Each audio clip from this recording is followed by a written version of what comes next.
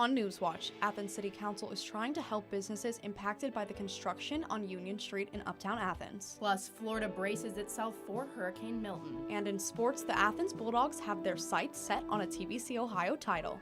Newswatch starts right now.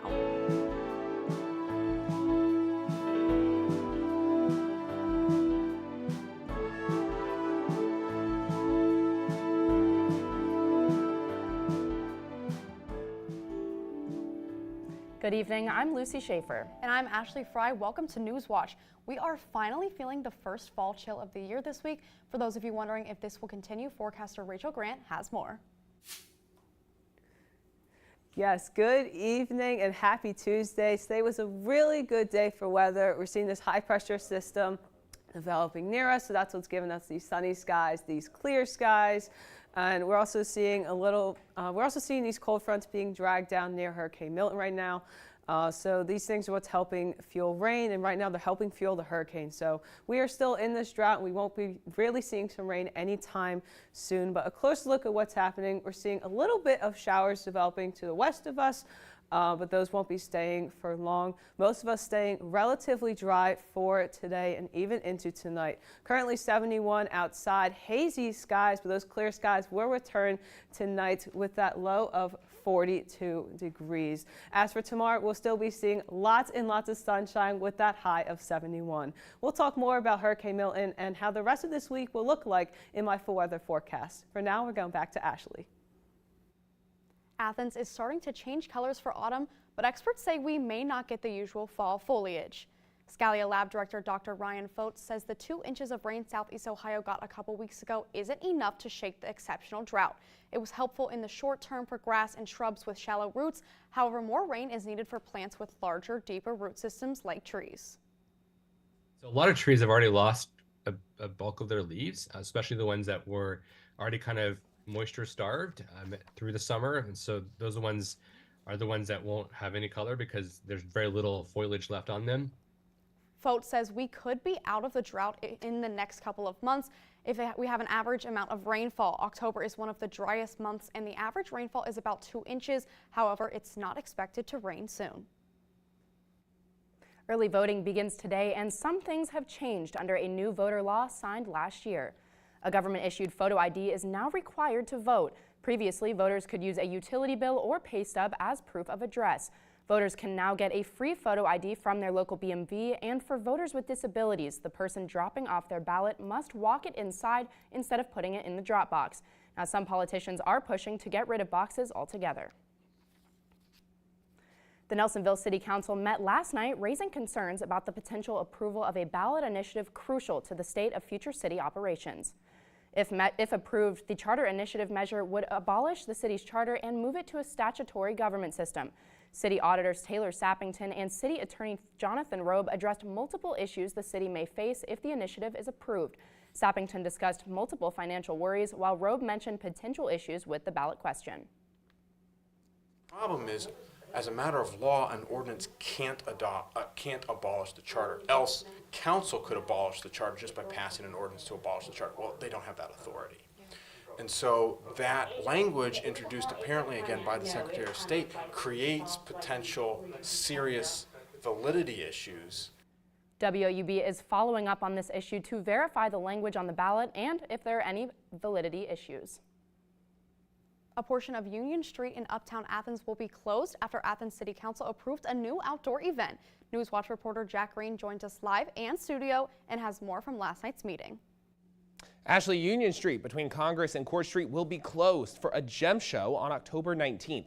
The event is hosted by Cool Digs, whose owner says she wants to put it on to showcase her business. Construction at a nearby building has closed a section of the road blocking the sidewalk to Cool Digs. The business owner says this has hurt her and other businesses on Union Street. Council members say this is the least the city can do to help struggling businesses. This is a gesture the city council could show, and the administration could also join with us on this, to show we recognize we've created a situation here, a situation we need. This is a fun thing, but as a way to help out businesses that certainly could use a little help, because we certainly can't write a check, but this is a way that we can energize the community. Athens City Council also approved an ordinance decreasing the minimum size of residential lots in Athens. Council members hope this will increase the number of affordable homes in the city. Reporting for Newswatch, I'm Jack Green, live in studio. Ohio Governor Mike DeWine joined healthcare and community leaders from Southeast Ohio today for a groundbreaking ceremony to celebrate the beginning of construction on a new women and children's hospital in Belpre. The facility will be Southeast Ohio's only women and children's hospital.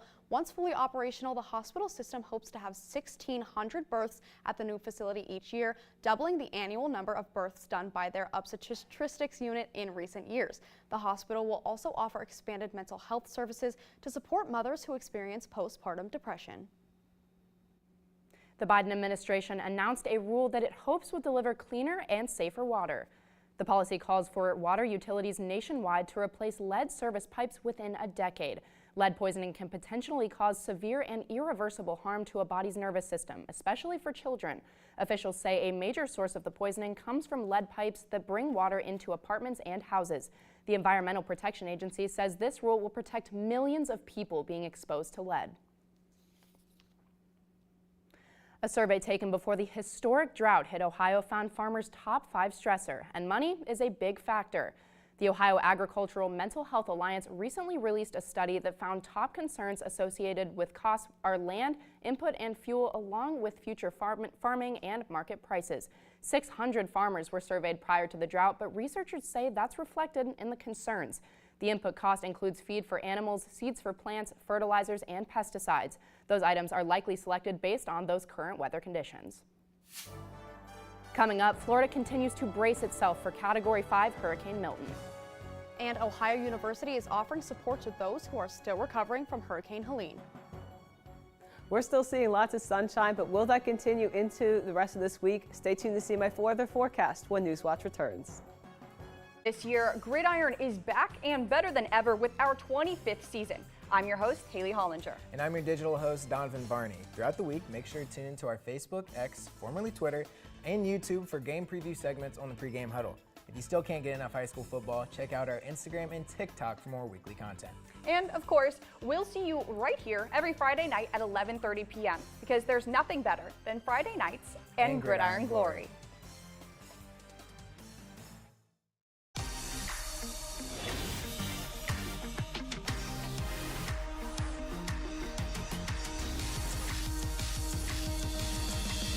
It's in our blood. It is living your culture to create. The soul, that energy, it's me.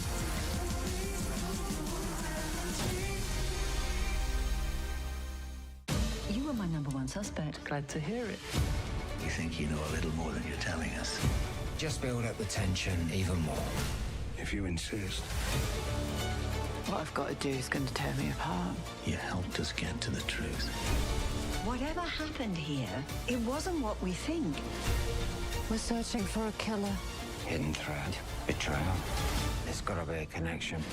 Sunday on WOUB. In hospital, you deal with cases. On the district, you deal with people. When mothers come to us, they bring everything they are with them. There's nothing nicer than a fresh start. You have done your best. Sometimes our best must be enough. We're gonna take good care of you.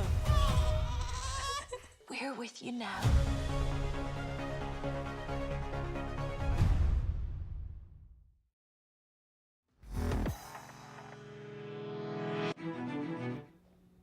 Milton, currently a Category 5 storm, is expected to slow slightly before making anticipated landfall in Florida late tomorrow. It's also likely to double in size, meaning more of the state will feel its powerful punch. Lee Waldman is in Tampa, where most residents appear to be listening to the dire warnings being given by officials. If you choose to stay, you're staying at your own risk. That's a huge risk.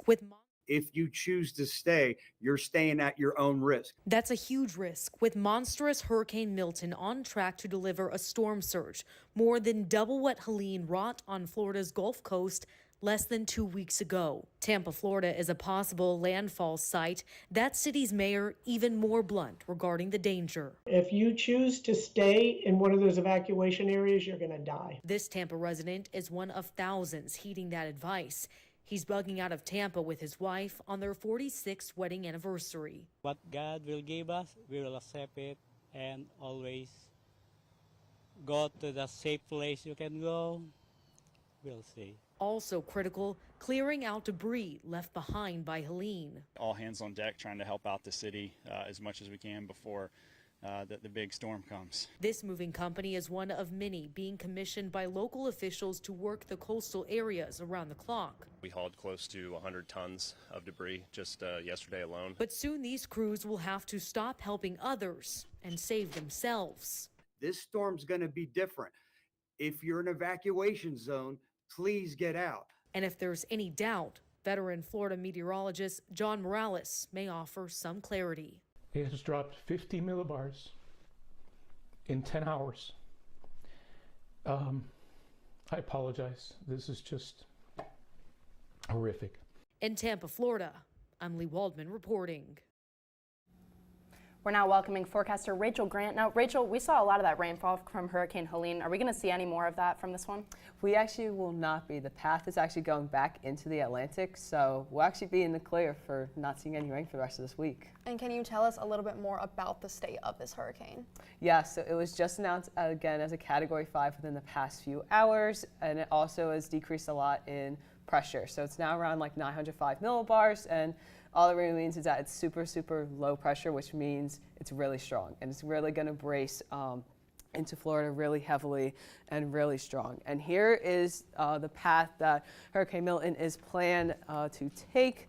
It's just going to coast right through Florida and then go back again right back into the Atlantic. So it won't be going up the coast at all, so we won't need to worry about rain necessarily for us. Just go again right back into the Atlantic. And all it means for us is that we're just going to continue to see lots of high pressure systems developing near us, because again, this hurricane is taking up most of these occluded fronts, a little bit of low pressure systems and cold fronts. These things help fuel rain, and right now they're helping fuel the hurricane. So we'll still be in this drought for a little bit, and we're seeing lots of these high pressure systems, so we'll be seeing lots of sunshine throughout the rest of this week. A closer look at what's happening, we're seeing a little bit of rain developments to the north of us and to the south of us, but those won't be really doing anything much for us. And even closer look at that, maybe a few showers. We're seeing some showers again to the west of us, but not necessarily for the rest of us. Most of us are staying rather dry and seeing lots of sunshine, not even seeing a lot of clouds. Today we had a high of 71 sunny skies, and these clear skies will continue into tonight with that low of 37. As for tomorrow, still lots and lots of sunshine to see, high of 71 and low of 39. Here's a closer look at what's happening around us. So we're seeing this high pressure system moving to the west of us. So that's what's, again, is going to help us bring the sunshine and these warmer temps. We're also seeing this occluded front right here coming in from the west. That's going to help maintain our temps going into tomorrow night. Now tomorrow night we're going to see this high pressure system move again to the west. We're seeing this low pressure system here developing again to the northwest of us, and that's again going to help keep the sunshine with us for a little bit. And then we're seeing this cold front right here moving south toward us, and that's what's going to give us a little bit of cool down for Thursday. It'll clear out again by Thursday morning. All these systems will clear out. The low pressure, the high pressure system will clear out, and then we're going to see another one develop near Michigan. So we'll still be seeing lots and lots of sunshine as we go into the rest of this week. Here's our 3-day outlook. High of 71 tomorrow, mostly or super sunny skies, and we'll see a little bit of cool down going into Thursday. High of 68. As for Friday, we're going to see a jump back again, high of 73 to start off our weekend. As for Saturday, still mostly sunny skies. Might see a little bit of clouds on Saturday, high of 77. As for Sunday, might catch a break from the sun. 30% chance possible showers, and still feeling rather warm for our fall season. As for Monday, we're going to see a high of 62. Again, a huge cool down from the weekend. Still might see some cloud from the showers on Sunday. As for Tuesday, we're going to see a high of 59, so starting to feel more and more like fall as we go into next week, and sunny skies. No clouds or rain to see for the rest of next week. So lots of sunshine still for the rest of this week. Maybe some rain for the weekend, and then back to sunshine for next week. I hope you all have a lovely rest of your week. And now we're going back to Ashley. As Florida braces for another powerful hurricane, the Federal Emergency Management Agency is working to reassure the public that it's ready to respond and is pushing back against misinformation. Meanwhile, lawmakers on both sides of the aisle are accusing each other of playing politics with the storm. Our Washington correspondent Julia Benbrook reports. As Florida recovers from Hurricane Helene and braces for Hurricane Milton, the FEMA administrator is warning against misinformation. False rumors about funding have plagued the agency in recent days. Several of those statements coming from former President Donald Trump, who incorrectly claimed that FEMA funds have been used for housing illegal migrants. We really have just got to stop this rhetoric, because what it's doing is it's putting fear in the people that we're not going to be there to help them. And I worry that they won't register for assistance with us. Meanwhile, politicians on both sides of the aisle are pointing fingers when it comes to communication. A White House official says Vice President Kamala Harris reached out to Florida's Republican Governor Ron DeSantis multiple times since Hurricane Helene made landfall in his state, but he has not taken her calls. Playing political games with this moment in these crisis situations, these are the height of emergency situations, is just utterly irresponsible, and it is selfish, and it is about political gamesmanship. The Florida governor says that Harris has, quote, no role in the hurricane response, and suggested she is inserting herself due to her political campaign. I've had storms under both President Trump and President Biden, and I've worked well with both of them. She's the first one who's trying to politicize the storm. The White House says DeSantis did connect with President Joe Biden for a phone call late Monday, and he's told reporters he's thankful to the president for approving everything his state has needed so far. But when Biden was in Florida last week to survey the damage on the ground, DeSantis declined to join him, instead holding his own press conference in another city. Reporting in Washington, I'm Julia Benbrook. While Florida is still recovering from Hurricane Helene, and another is on its way.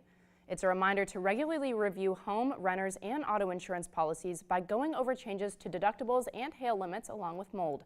The insurance industry has been hit by frequent disasters and inflation, and companies are using more defined technologies to access risk. When disaster hits, experts say to document damages and keep a daily recovery journal. Number is, what their email is, what, just notes to kind of keep yourself on track. Home buyers can also view their home's risk factors through a new function on Zillow. The new tool shows a home's vulnerability to extreme climate events with data on flooding, wildfires, wind, heat, and air quality. This week, Ohio University is collecting supplies to send to those affected by Hurricane Helene. Newswatch reporter Noah Kevin has more on how the university is getting the supplies to those in need. Later this week, the supplies collected at this table at Baker University Center will be loaded on an Ohio University plane and flown to areas devastated by Hurricane Helene.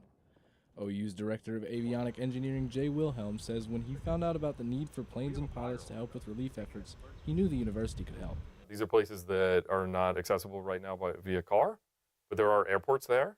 So we volunteered up one of our airplanes, which is the King Air C-90. We took the seats out of it. Wilhelm and 3 graduate students are heading the project. They will pick up supplies donated across 4 different sites at Ohio University, take them to OU's Gordon K. Bush Airport, and load them onto their plane.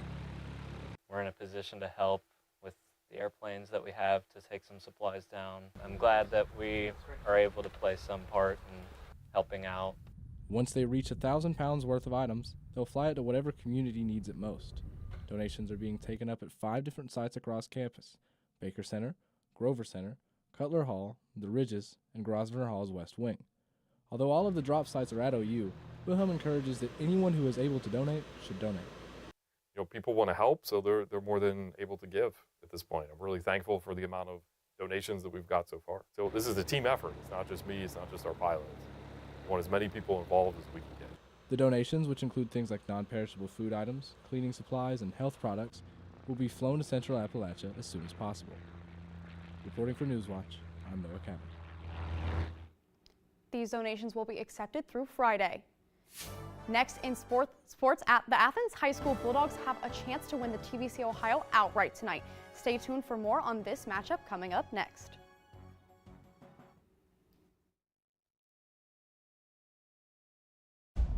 We have a month and 3 days till districts. We basically have everything to do. We have to win nationals because they won it last year. I have actual goals I do want to achieve, but school is just like a roadblock. I'm definitely an intellectual minority. I wouldn't say I'm creating patriots or revolutionaries. I just want to create better citizens. I definitely hope we compete well, but there's a lot of other states out there. Let's go! Tonight at 9 on WOUB. I started having sad thoughts around the end of 3rd grade. At that age, how are you ever gonna admit I can't see past tomorrow? It feels like you want to cry, but there's nothing there. We all have stuff. We all have struggles. People do overcome having a mental illness. You're never alone, and you're gonna get through this. Thursday at 9 on WOUB. That is beautiful. So much anticipation. Oh, it's pretty. This is a breakthrough moment, and it won't be the last. The lionesses, they have to be very careful here. What we've learned about weather on other planets has rewritten what was possible. In many ways, the Assyrians are the beginning of the modern world. Wednesday on WOUB. In the 20th century, young Latino activists fought for their civil liberties. Who said we've had enough of racism and abuse. When people fight and begin to win, that changes consciousness. I had this anger inside of me, but I never knew what to do with it until I learned how to organize. Sí, se puede. Here's the thing. The more you push our people down, the more we rise up. Friday at 9 on WOUB.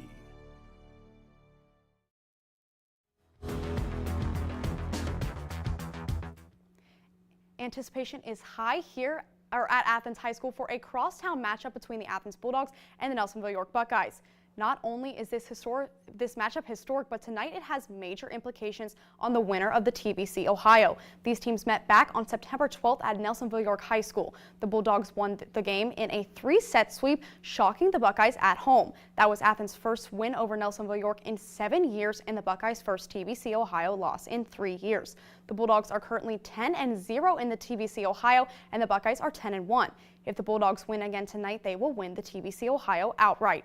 If the Buckeyes win, it gets more complicated. They would share the title with Athens unless the Bulldogs lose to the Alexander Spartans on Thursday. If that happens, then the Buckeyes would win the title outright. Athens and Nelsonville York aren't the only teams in action tonight as the Federal Hawking Lancers head to Southern for a TVC Hawking clash.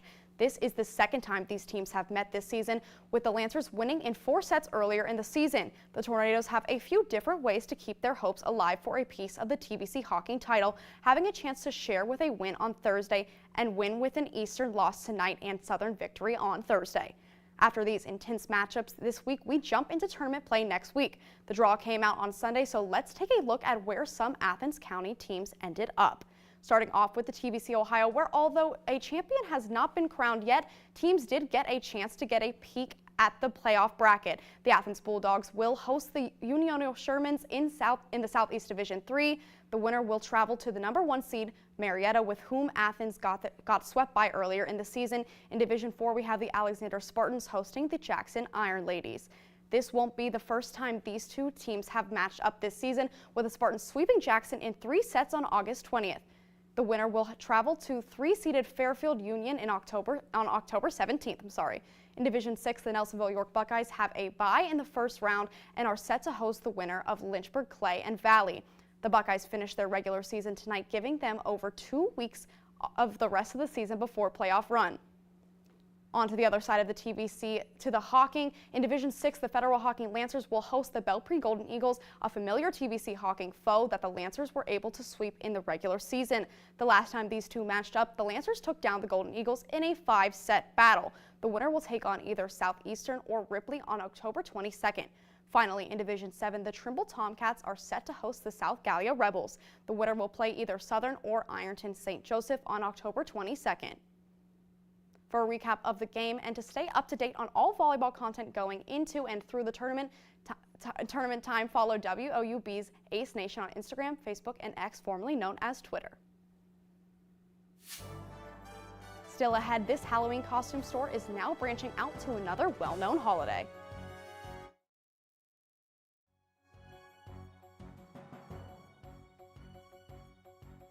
This is the PBS Video app. Install it on your phone, tablet, smart TV, or other streaming device, and use it to access more of the PBS shows you love.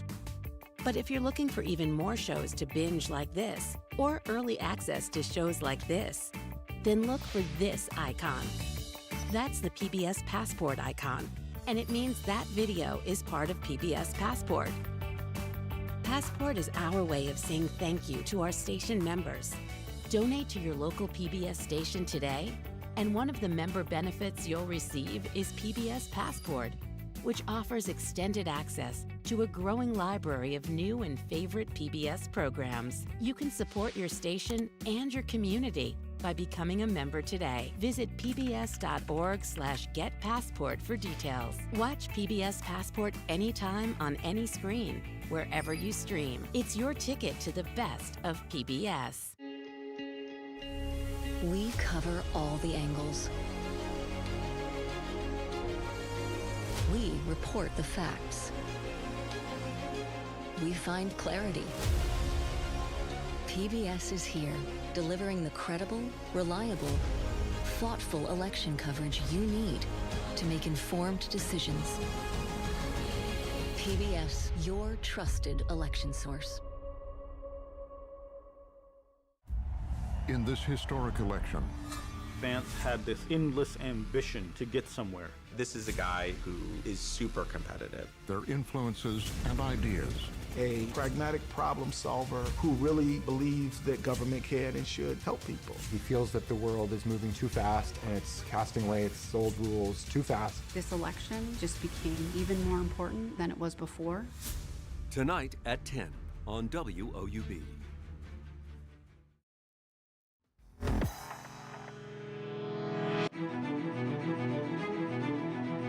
A woman in Washington state learned why you shouldn't feed wild animals. Hundreds of hungry raccoons swarmed the woman's front door. She had to call the police to get inside. However, the raccoons weren't committing crimes, so the police called in the Department of Fish and Wildlife. The woman has been feeding a few of the creatures for decades. The animals would come to her door at all hours, hoping for a snack, but the word must have spread. Her neighbors are ready for the trash panda party to be over. And the retail chain, known for its spooky decorations and costumes, is now embracing a new holiday. Spirit Halloween announced it will be opening 10 Spirit Christmas stores later this fall, located throughout the Northeast. The company says the stores will be filled with Christmas-themed decorations, inflatables, and gifts. Customers can also wander through a life-size gingerbread village and take a photo with Santa Claus. Spirit Halloween opened over 1,500 stores across the U.S. and Canada this year. I think that's so cool how they're expanding to a different holiday. I think that's awesome. Yeah, absolutely. Spirit Halloween is so nostalgic for me, so the fact that Christmas is now being a factor in this is so cool. I love Christmas too. Like, I'm excited to already go into the Christmas themed store. So like, I love seeing the holiday spirit. But for the rest of this week, we will be seeing lots of sunshine, maybe some showers over the weekend, but starting to feel more like fall going into next week. And that does it for our broadcast this evening. Thanks for watching. For Rachel Grant, I'm Lucy Schaefer. And I'm Ashley Fry. Stay tuned for the PBS NewsHour coming up next. Have a great night.